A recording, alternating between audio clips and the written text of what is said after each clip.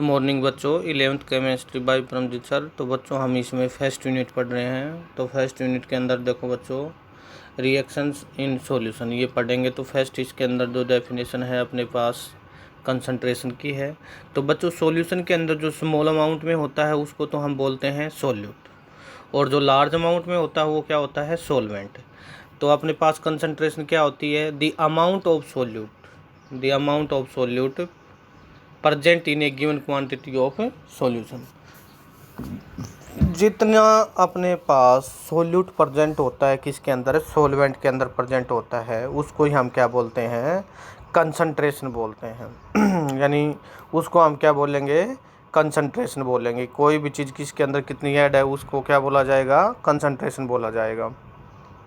उसके बाद इसमें आता है मास परसेंटेज और volume percentage. The mass percentage of a component is given solution is the mass of component per 100 gram of the solution। जो मास होती है, मास परसेंटेज होती है कंपोनेंट की इन ए गिवन सॉल्यूशन के अंदर है, इज द मास कंपोनेंट पर 100 ग्राम ऑफ द सॉल्यूशन। तो बच्चों वो क्या होता है, पर 100 ग्राम ऑफ द सॉल्यूशन हम उसके अंदर लेते हैं। तो ये उसकी क्या निकले आएगी, परसेंटेज निकले आएगी अपने पास। तो ये इसमें बता, फॉर एग्जांपल WA मास हम कंपोनेंट ए की ले ले, W2 किसकी ले ले, बी की ले ले। तो मास परसेंटेज अगर हमने निकालनी हो तो ये हम नीचे निकाल सकते हैं।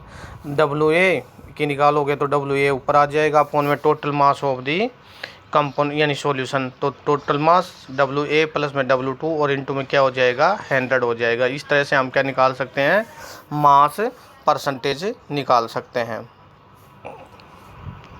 इसके बाद इसमें देखो बच्चों, अपने पास सेम ऐसे ही क्या है, वॉल्यूम परसेंटेज का है। ये इसमें 100 ग्राम की जगह क्या आ जाएगा, 100 पार्ट ऑफ दी वॉल्यूम आ जाएगा। तो ऐसे ही वो कंपोनेंट अगर हमारे पास एग्जांपल ले लो, वॉल्यूम ए है, कंपोनेंट ए और बी हैं, तो वॉल्यूम ए अपॉन में टोटल वॉल्यूम ऑफ सॉल्यूशन ले लो और इनटू में क्या कर देंगे, 100 कर देंगे। तो ये आ जाएगा पार्ट पर मिलियन ppm। तो पार्ट पर मिलियन क्या होता है बच्चों, तो देखो it is the part of the component per million part of the solution. तो ये बताना है, पर ये पार्ट होता है कंपोनेंट का, पर मिलियन ऑफ दी सॉल्यूशन। तो ये आ जाएगा मास ऑफ कंपोनेंट ए ले लेंगे, total mass of solution into में 10⁶ कर देंगे, यानी पर ये क्या हो जाएगा, पर मिलियन पार्ट हो जाएगा। 10⁻⁴ क्या करेंगे, 6 कर देंगे, तो अपने पास ये आ जाएगा। तो ये हमने इसके अंदर बताना है। नीचे एग्जाम्पल भी दे रखे हैं बच्चों, एग्जाम्पल पढ़ सकते हो, इसमें एग्जाम्पल भी है इसमें। उसके बाद इसके अंदर देखो बच्चों, अपने पास आता है molarity of the solution.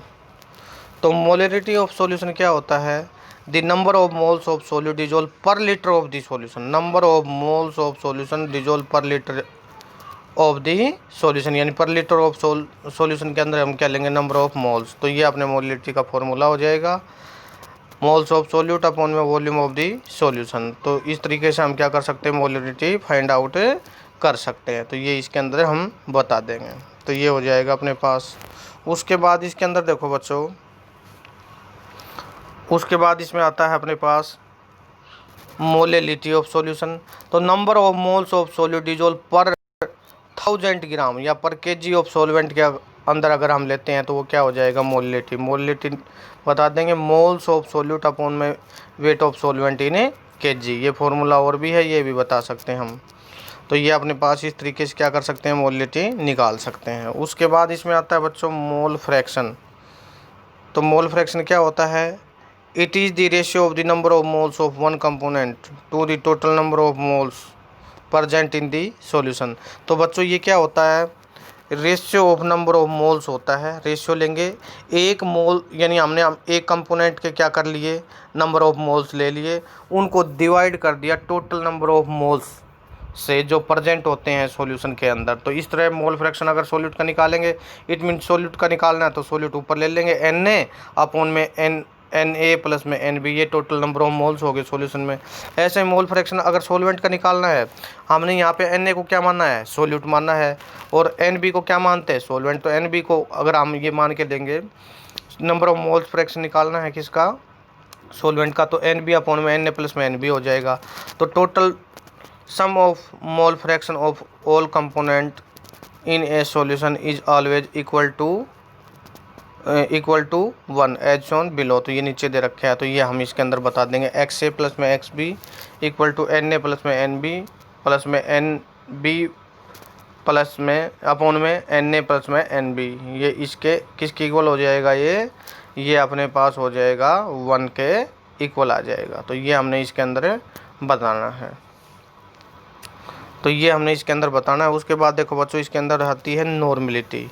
It is the number of gram equivalent, number of gram equivalent लेंगे, gram equivalent of the solute dissolved per litre of a solution. तो नॉर्मलिटी निकल आएगी इस तरह से बच्चों। नॉर्मलिटी फाइंड आउट करोगे तो ग्राम equivalent of the solute upon में क्या आ जाएगा, वॉल्यूम। तो नॉर्मलिटी निकालने का ये फॉर्मूला नीचे एक और दे रखे हैं, ये भी हम ले सकते हैं। तो ग्राम इक्विवेलेंट ऑफ सॉल्यूट निकालने के लिए हमने क्या करना पड़ेगा, मास ऑफ सॉल्यूट अपॉन में equivalent mass of equivalent mass ले लेंगे। जो मास है ना, जो सॉल्यूट की इक्विवेलेंट मास ले लेंगे।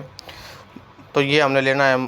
फॉर एग्जांपल अगर हम इसके अंदर लेना चाहे तो H2SO4 दे रखे हैं, जैसे 5 ग्राम दे रखे हैं। तो ऊपर गिवन मास यानी मास ऑफ सॉल्यूट कितनी होगी 5, नीचे मोलर मास क्या होगी H2SO4 की 98। इस तरह से हम क्या कर लेंगे, उसकी इक्विवेलेंट मास निकाल लेंगे।